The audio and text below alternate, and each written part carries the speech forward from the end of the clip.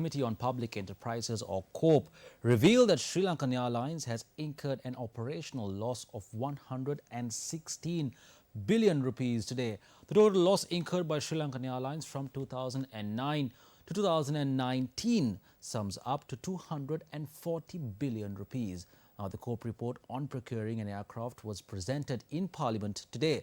Well, Jamal Ratnayaka will bring us more on this. Jamal.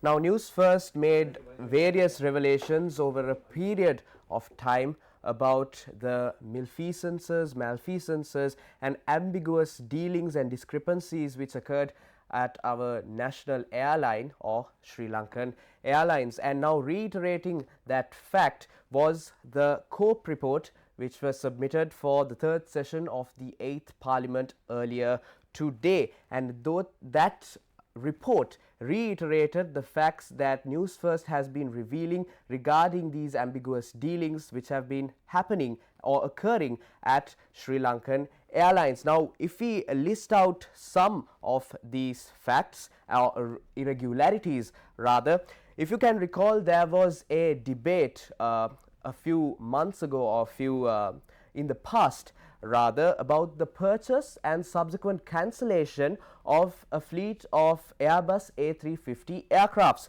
Now, this CORP report states that there is insufficient information to determine as to which party had made the initial decision to cancel this purchase. Now, this report goes on to say that the CCEM or the Cabinet Subcommittee of Economic Management, headed by our Prime Minister Ranil Wickremesinghe, had decided to cancel the purchase of the A350-900 aircrafts. Now, you might also recall that there were several reports that were surfacing in the past that a official from the CCEM had emailed or sent an email to the management of SriLankan Airlines asking them to cancel this order of this fleet, even though that mention of an email has not been entered into this CORP report.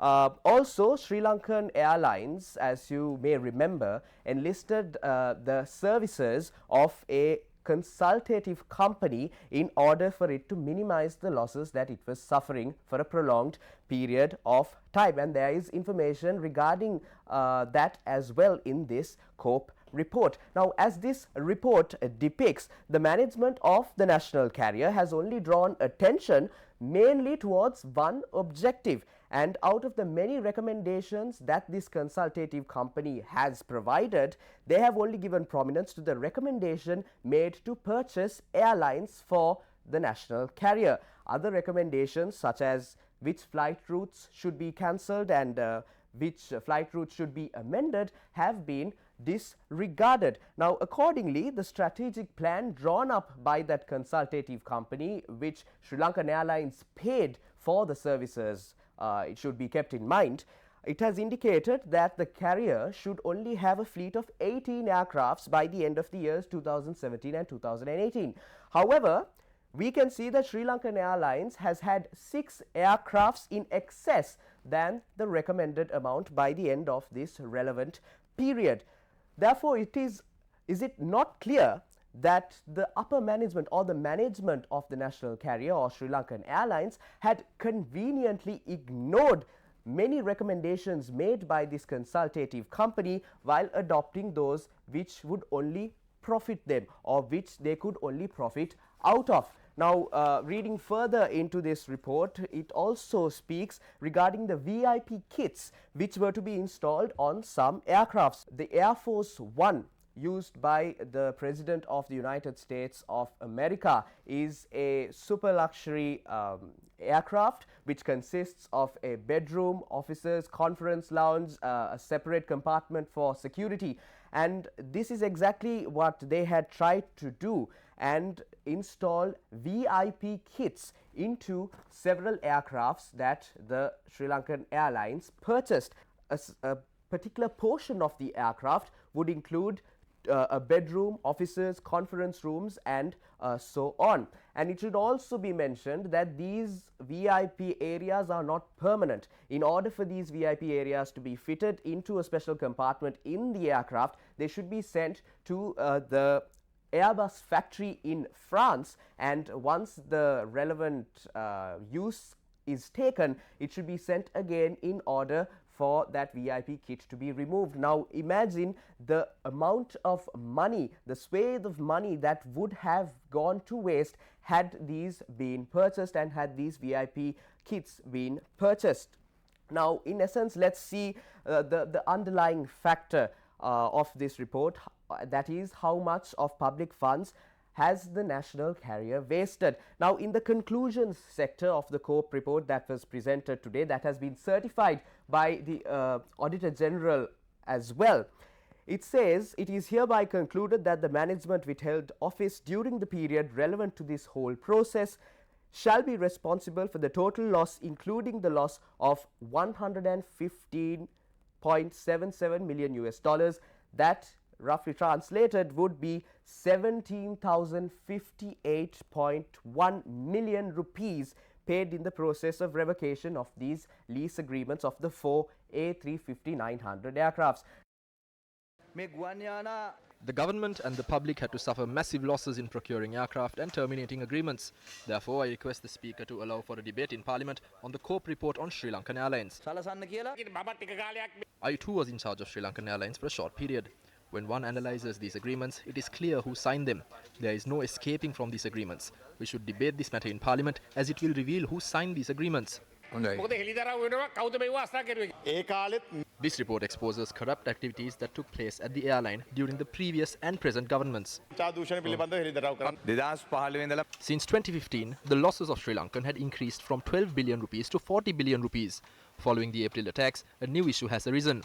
The airline had to suffer an additional loss of $5 million due to the concessionary program provided for tourists. The required cabinet paper was submitted by the Prime Minister's ministry. I don't think anyone was aware of this cabinet paper. Is the Ministry of Finance bearing these losses? The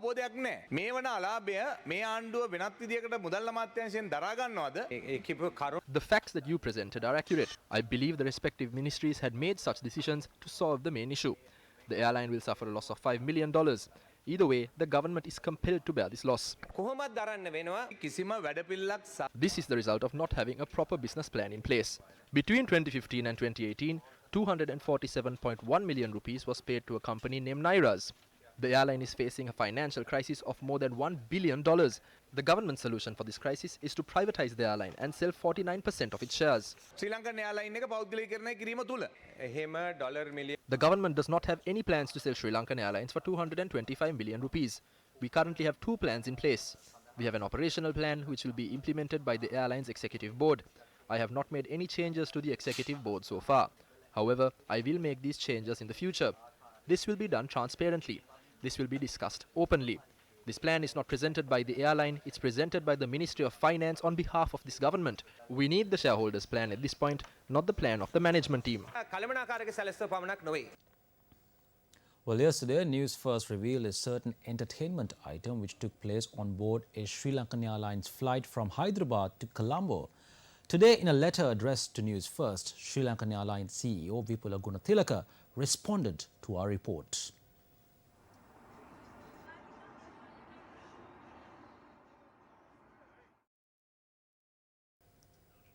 We revealed that a group involved in the casino business were on board the flight.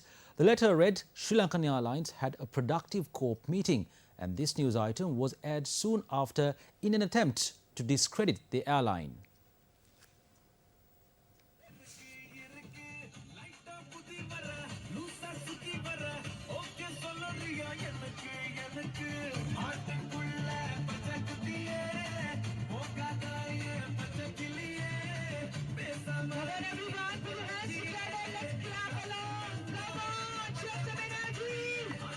In the letter, Sri Lankan Airlines CEO said the flight in concern was carrying a special travel group from Hyderabad to Colombo. It is read, quote, "It is common norm that global airlines provide custom-made services for special travel groups based on their individual requirement for a premium fee, as in the case of the above group on UL 178. The CEO said that Sri Lankan facilitated in having the organizers' branding and desired travel experience for this group. He went on to note that the flight was operated following all standard operating and safety procedures and normal operations were not compromised under any circumstance at any given time during the duration of the flight. He added that SriLankan Airlines was also not involved in the onboard activities. The CEO concluded saying any advertising that was carried out by the organizing party was published without the knowledge or prior approval from SriLankan Airlines, although the contents of the advertisement appear to have included the brand and brand elements of SriLankan Airlines. Newsfirst also addressed a letter to the CEO of SriLankan Airlines, Vipula in response to his clarifications. Dear Vipula, we are providing you the courtesy of airing the letter you have written to us, as you feel it has discredited the airline, and also to put across your point of view to our viewers and the public.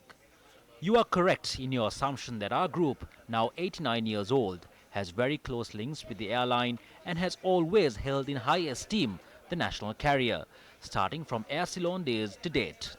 In your letter itself, you have mentioned that, quote, any advertising that was carried out by the organizing party was published without the knowledge or prior approval from SriLankan Airlines, although the contents of the advertisement appear to have included the brand and brand elements of SriLankan Airlines, unquote. It is clear that the management, including you, did not have total control of this flight from Hyderabad to Colombo, where even the advertisements that appeared as well as what was displayed on board was not done in the best interest of the airline or, for that matter, the country. Lack of knowledge is not an acceptable excuse. It would serve you well to remember that SriLankan Airlines is our national carrier and it carries the name of our nation. Again we quote, SriLankan Airlines had a productive COPE meeting, unquote. It is obvious that the discussions at the COPE has been clearly misunderstood by you or misinterpreted to you, as it is our contention that in fact the opposite is true, with perhaps the exception of your recovery plan, which we think is innovative. But on the other hand, the PPP team had surreptitiously planned to sell off a stake in our national carrier with absolutely no financial feasibility study to support it. And the chairman of the COPE committee quite rightly expressed his grave concerns and vetoed any such idea. Are you, for even a moment, expecting us to accept the fact that whatever the SriLankan Airlines management wishes to do to make money for the airline should be condoned with, even if it is degrading? The information that we aired came from both passengers and staff, because they felt so low and humiliated, as was seen by their body language and their demeanor. They were shocked at what was happening.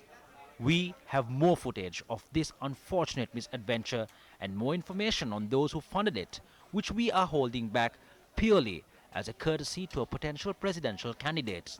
However, we request that disciplinary action be taken by all those you have copied your mail to, as well as the Minister and the Prime Minister. Vipula, you as CEO should make a clear decision as to whether your priority lies in promoting SriLankan Airlines or an independent casino. Knowing the Prime Minister as we do, he would never have permitted such a tamasha on the national carrier, profit apart. We stand by our report that the incident that took place was highly inappropriate for a national carrier.